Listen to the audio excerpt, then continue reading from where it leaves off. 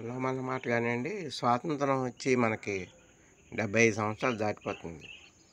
కానీ ఈ officers grade 1, grade 2, grade 3 ఇంకా పోలేదు. ఏంటంటే ఎవరు ఆఫీసర్లు?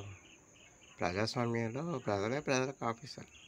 మళ్ళీ ఆఫీసర్లు ఏంటి? బ్రిటిష్ కాలంలో పెట్టినటువంటి ఆఫీసర్స్ అనే పదం మన ముఖ్యంగా మన భారతదేశ ప్రజాస్వామ్యంలో ఉండకూడదు.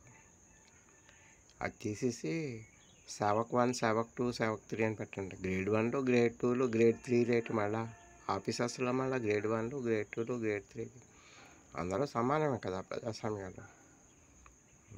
ఆడ మగ లింగ భేదాలు ఉండకూడదు, పేద గొప్ప అనే భేదాలు అనేది ఉండకూడదు అనేసి మన కాన్స్టిట్యూషన్లో చెప్తున్నారు కదా. నా మాట అని మన ఈ విధంగా ఉండడం బాగాలేదు. గ్రేడ్ 1, గ్రేడ్ 2, గ్రేడ్ 3 ఆఫీసర్స్ తీసి చక్కగా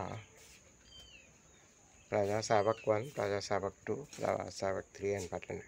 గ్రేడ్ 1, గ్రేడ్ 2, 3 అది మనకి మంచిది. మన ప్రజాస్వామ్యం ఈ బ్రిటిష్ వాడి పద్ధతులను ఇంకా పాటించడం అంత సరైన పద్ధతి కాదని నేను అనుకుంటున్నాను. ఓకే.